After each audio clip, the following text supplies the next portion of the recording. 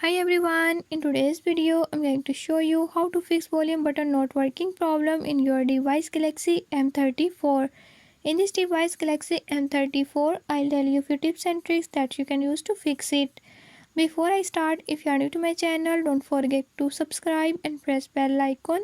Watch complete video and learn how you can do it. Let's watch the video.